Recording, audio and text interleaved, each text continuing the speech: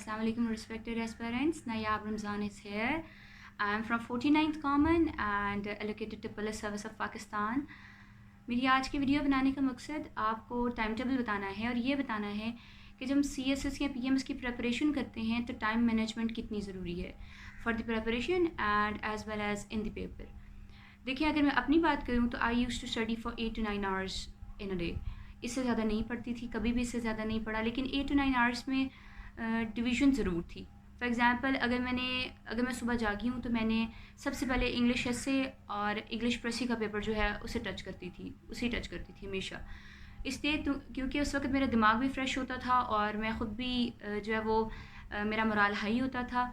इससे जब आपका मोराल हाई हो सुबह के वक्त और आप फ्रेश होते हैं तो आपकी मेमोरी में ज़्यादा देर तक एक चीज़ स्टोर रहती है। जो भी आप कुछ स्टडी करते हैं, जैसे वोकैबुलरी के वर्ड्स हो गए, प्रेसिडेंट कॉम्पोजिशन की जो बाकी चीज़ें हैं जैसे ईडियम्स हैं या फिर फ्रेजल वर्ब्स हैं, ये सारी की सारी आपके माइंड में फिर बहुत देर तक स्टोर रहती हैं अगर आप सुबह के वक्त इंग्लिश एसे और इंग्लिश प्रेसी की जो है वो तैयारी करते हैं। बहुत ज़्यादा लोग हैं जो रात को पढ़ने की आदी हैं।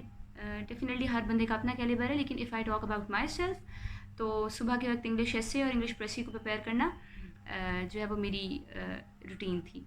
इसके बाद मैं दरमियान में ब्रेक लेती थी, थोड़ी सी चाय पी ली या कॉफ़ी पी ली ताकि मुझे ज़्यादा नींद ना आए, और इसके बाद मैं कंपलसरी को टच करती थी।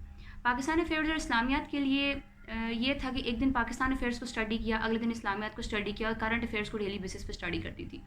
दो when I look at the paper मुझे अंदाज़ा हुआ कि करंट अफेयर्स में MCQs बहुत मुश्किल हैं और ये एक्चुअली उन लोगों के लिए है जिनकी रोड लर्निंग बहुत अच्छी होती है या फिर जिनके माइंड में बहुत देर तक जो है वो MCQs रहते हैं। इफ़ आई टॉक अबाउट इस्लामियात तो इस्लामियात के लिए आयात याद करना ज़रूरी होती हैं, इसलिए मैंने अपने कमरे में चार्ट्स पर आयात लिख कर जो है ना वो पेस्ट की हुई थी ताकि सुबह उठने के बाद मैं उन आयात की तिलावत करूँ तो मेरे लिए ये आसान हो जाए कि मैं उन्हें हिफ्ज़ कर सकूँ और फिर पेपर में भी सिमिलरली कोट कर सकूँ।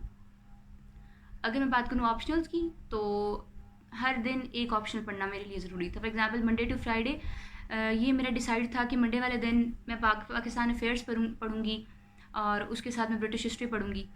फिर ट्यूसडे को इस्लामियात पढ़ूँगी तो फिर उसके साथ जेंडर स्टडीज़ का कॉम्बिनेशन होगा, क्योंकि आप एक्सपेक्ट कर रहे होते हो कि आपको लास्ट डेज़ में दो पेपर्स एक साथ देने पड़ते हैं। जब आपको दो पेपर्स एक साथ देने पड़ते हैं तो आपको ये मैनेज करना आना चाहिए कि अगर मैंने एक ही दिन में दो सब्जेक्ट्स को स्टडी करना हो तो कैसे स्टडी करें। बहुत सारे एस्पिरेंट्स हैं, क्वालिफायर्स भी हैं जो इस रूटीन को फॉलो नहीं करते। हर बंदे की अपनी रूटीन होती है, लेकिन एक जनरल मेरी एडवाइस ये है कि आप अपने टाइम टेबल को इस तरह सेट करें कि आप at least 2 subjects in a day जो है वो कवर करें। 2 सब्जेक्ट्स इन अ डे मतलब कोई भी टॉपिक है तो उसे कवर करें। इससे आपकी फ़ाइनल डे के लिए भी प्रिपरेशन भी अच्छी हो जाती है।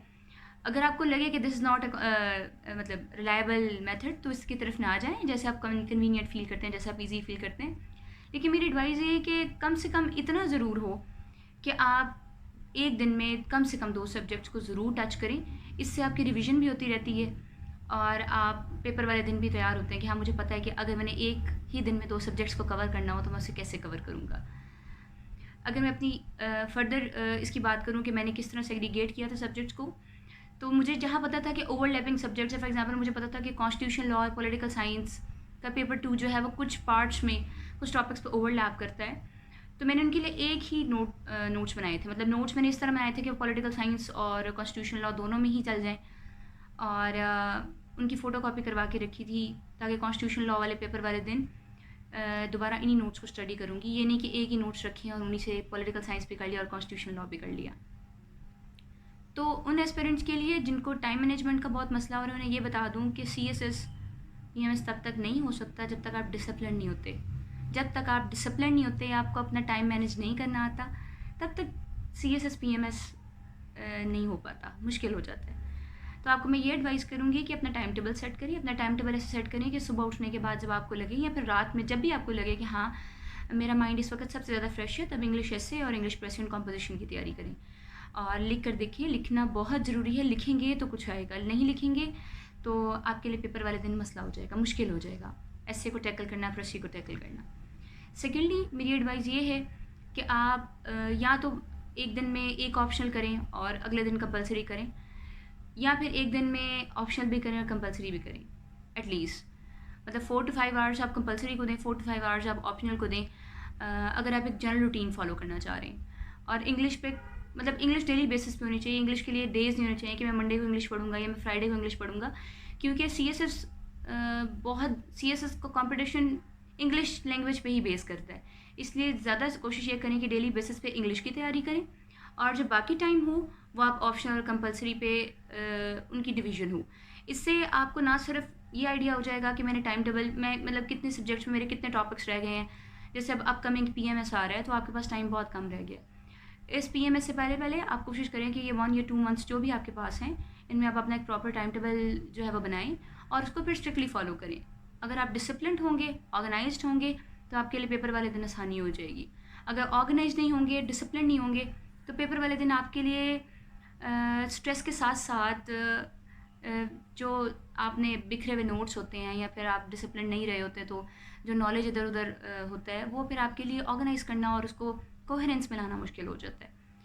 और अपने टाइम में इस तरह सेटिंग करें कि आपके 4 to 5 hours at least daily compulsory के लिए हों, और 3 to 4 आवर्स जो हैं वो ऑप्शनल के लिए हों, ख़ासतौर पे PMS के स्टूडेंट्स के लिए। जो CSS 2022 की तैयारी कर रहे हैं उनको भी मैं ये एडवाइस करूँगी कि करंट अफेयर्स को तो डेली बेसिस पे देखें और इंग्लिश को भी डेली बेसिस पे देखें। ये 2 सब्जेक्ट्स ऐसे हैं जिनको देखना बहुत ज़रूरी है, क्योंकि at the very end of the day आपको अंदाज़ा होता है कि ये 2 सब्जेक्ट्स जो हैं वो कितने मुश्किल हैं, और अगर इन पर ज़्यादा मेहनत की हो तो बाकी सब सब्जेक्ट्स जो हैं उन्हें कवर करना आसान हो जाता है। और ऑप्शनल्स जो हैं उन्हें अभी से तैयार कर लें। करंट अफेयर्स डेफिनेटली आप नवंबर दिसंबर में उस पर ज़्यादा जोर देंगे, नवंबर दिसंबर जनवरी में, जबकि बाकी जो भी सब्जेक्ट्स हैं ऑप्शंस उन्हें अभी से तैयार करें और उसके लिए टाइम प्रॉपर्ली सेग्रीगेट करें। इंग्लिश और करंट अफेयर्स को डेली बेसिस पे पढ़ें, और अब आपको ख़ुद अंदाज़ा होगा कि हमें रोज़ इंग्लिश पढ़ने से और रोज़ करंट अफेयर्स पढ़ने से बाकी सब्जेक्ट्स को ईजिली कवर करने में कितनी हेल्प मिली है। इंशाल्लाह मैं नेक्स्ट वीडियो बनाऊँगी जिसमें मैं आपको ये भी बताऊँगी कि नोट्स मेकिंग कैसे करते हैं और पेपर राइटिंग टेक्निक्स क्या होती हैं। Thank you very much.